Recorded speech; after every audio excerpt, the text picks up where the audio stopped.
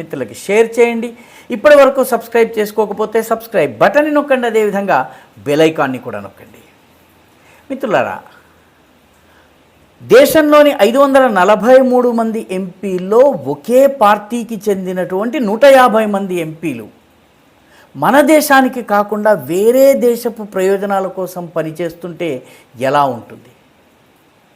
మన దేశంలో ఉన్నటువంటి ఉన్నతాధికారులు, విధాన నిర్ణయాలు చేసే బ్యూరోక్రాట్లు, మేధావులు, ప్రభుత్వపు అడ్వైజర్స్, యూనివర్సిటీల వైస్ ఛాన్సలర్స్, సీనియర్ జర్నలిస్టులు, ప్రభుత్వాన్ని, ప్రజాభిప్రాయాన్ని ప్రభావితం చేయగలిగేటటువంటి మేధావులు, కవులు, రచయితలు, వీళ్ళందరూ మన దేశానికి కాకుండా వేరే దేశపు ప్రయోజనాల్ని కాపాడడం కోసము మన దేశంలో ఉంటూ మనకి ద్రోహం చేస్తే ఎలా ఉంటుంది? ఊహించుకోవడానికి అత్యంత భయంకరంగా ఉన్నటువంటి ఈ విషయాన్ని మన దేశంలోనే ఒకానొక సమయంలో ఇలా జరిగింది. ఇందిరాగాంధీ హయాంలో జరిగింది. ఇందిరాగాంధీ ప్రధానమంత్రిగా ఉన్నటువంటి సమయంలో ఇలా జరిగిందని బీజేపీకి చెందినటువంటి జార్ఖండ్లోని గొడ్డాకి ఎంపీగా ఉన్నటువంటి నిషికాంత్ దుబే బయటపెట్టారు. నిషికాంత్ దుబే చాలా పరిశోధనాత్మకమైనటువంటి దృక్పథం ఉన్న వ్యక్తి.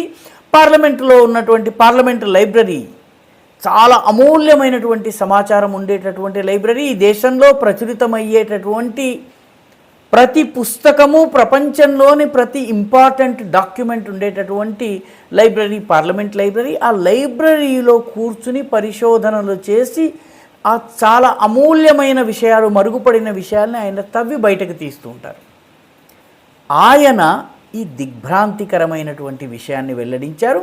ఇందిరాగాంధీ సరెండర్ నరేందర్ అని రాహుల్ గాంధీ ఈ మధ్య చాలా విచిత్రమైనటువంటి పదజాలంతో మాట్లాడుతున్నారు.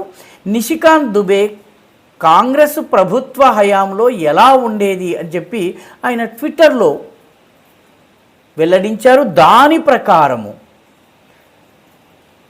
ఇందిరాగాంధీ ప్రధానమంత్రిగా ఉన్న సమయంలో 150 మంది కాంగ్రెస్ ఎంపీలు రష్యా ప్రయోజనాల కోసం పనిచేసేవారని చెప్పి నిషికాంత్ దుబే చెప్పారు.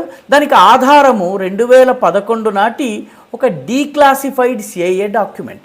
సిఐఏ తన రహస్య పత్రాల్ని దాచి ఉంచుతుంది. ఒక నిర్ధారిత పీరియడ్ 25 ఏళ్ళు 30 ఏళ్ల తరువాత ఇంకా వాటిని వెల్లడి చేసినా కూడా నష్టం లేదని భావిస్తే వాటిని రిలీజ్ చేసి డీక్లాసిఫై చేసి ప్రజలందరికీ అందుబాటులో తెస్తుంది. అలాంటి 2011 నాటి డీక్లాసిఫైడ్ డాక్యుమెంట్ ప్రకారము సీనియర్ కాంగ్రెస్ నేత హెచ్కేఎల్ భగత్ కేంద్ర మంత్రిగా కూడా పనిచేశారు, ఎంపీగా చాలా కాలం ఉన్నారు.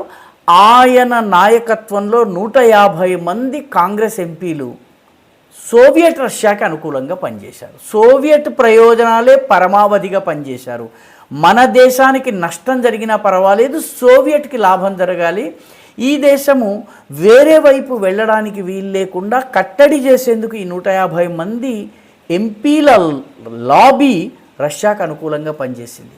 అంతేకాదు, ఈ దేశంలో ఉన్నటువంటి ఇండియన్ మీడియా, అప్పటి భారతదేశపు మీడియాలో రష్యాకి అనుకూలంగా 16,000 ఆర్టికల్స్ వచ్చాయి.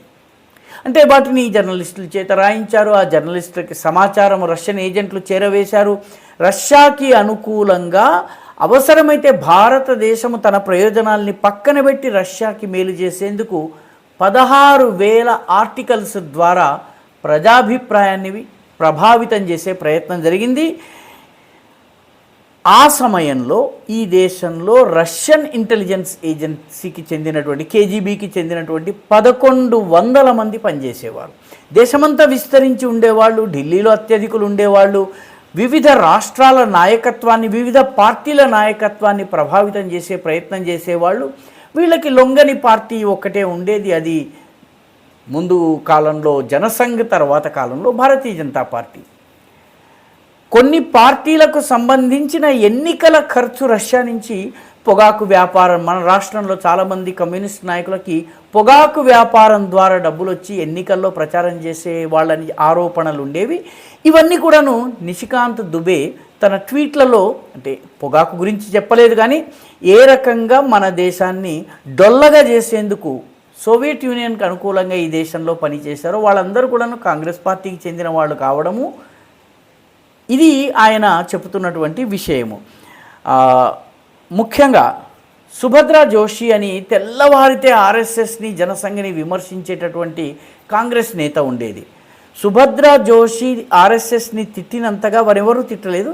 ఆమె ఎన్నికల్లో పోటీ చేసినప్పుడు ఆమెకి తూర్పు జర్మనీ నుంచి డబ్బులు వచ్చాయి. అప్పట్లో తూర్పు జర్మనీ కమ్యూనిస్ట్ దేశము. కమ్యూనిజం పతనమైన తర్వాత తూర్పు పశ్చిమ జర్మనీలు కలిపి ఇప్పుడు ఒకే జర్మనీ ఉంది.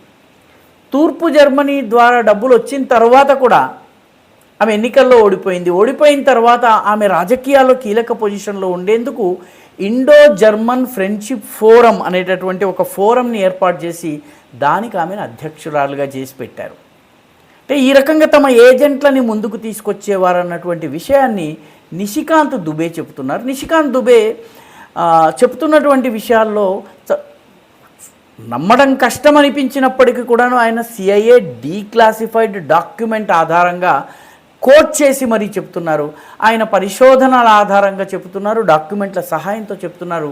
కాబట్టి నమ్మక తప్పని పరిస్థితి. ఎందుకంటే CIA KGB యొక్క ప్రతి కదలికని గుర్తించి గమనించి దానిని నోట్ చేసుకునేటటువంటి ప్రయత్నం చేస్తూ ఉండేది. కాబట్టి CIA డాక్యుమెంట్లలో ఈ వివరాలు ఉన్నాయి.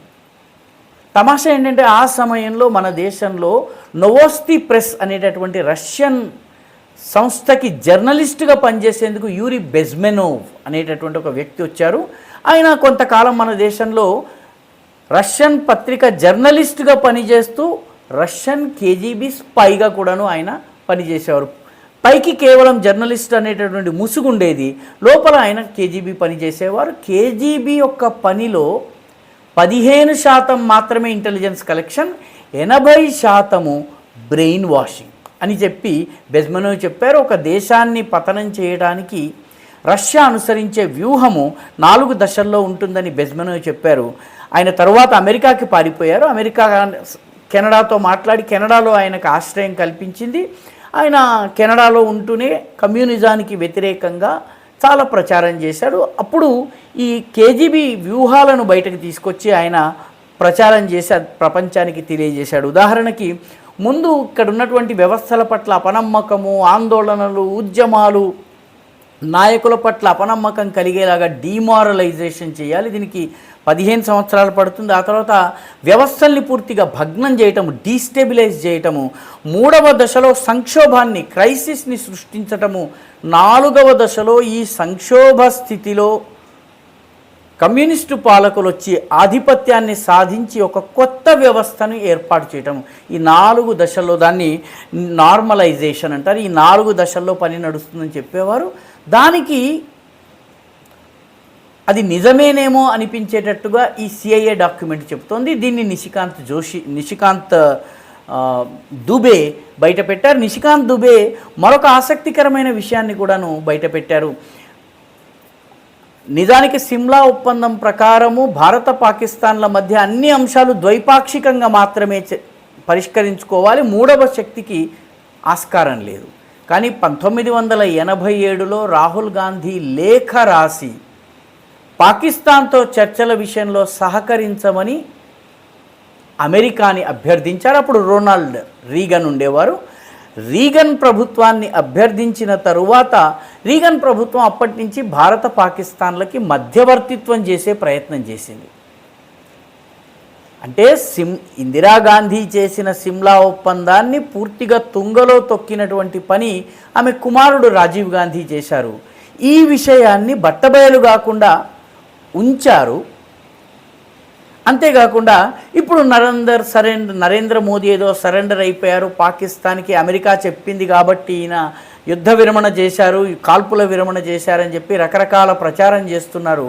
వాస్తవానికి అసలు కశ్మీర్ ఇష్యూలోకి అమెరికా జోక్యాన్ని తీసుకొచ్చిందే రాహుల్ గాంధీ అన్నటువంటి విషయాన్ని నిషికాంత్ దుబే బయటపెట్టారు. మొత్తం మీద ఈ దేశంలో విదేశీ శక్తులు ఏ రకంగా భారతదేశాన్ని తమ యొక్క గేమ్స్కి ఒక క్రీడా భూమిగా, ప్లేయింగ్ గ్రౌండ్గా మార్చారు.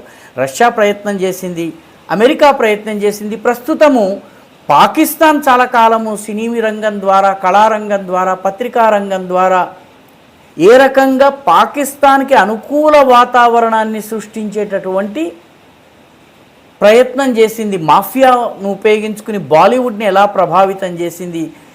చైనా ఇప్పుడు జర్నలిస్టులను తీసుకెళ్ళి ట్రైనింగ్ ఇవ్వడము, వాళ్ళకి మెటీరియల్ సమకూర్చడము, చైనా అనుకూల లిటరేచర్ మీడియాలో వచ్చేలాగా, పత్రికల్లో వార్తలు వచ్చేలాగా చేయటము, ఇదంతా జరుగుతోంది. మొత్తం మీద ఈ దేశము అంతర్జాతీయ శక్తుల క్రీడాభూమిగా ఉపయోగించుకునేందుకు అన్ని దేశాలు ప్రయత్నించినాయి.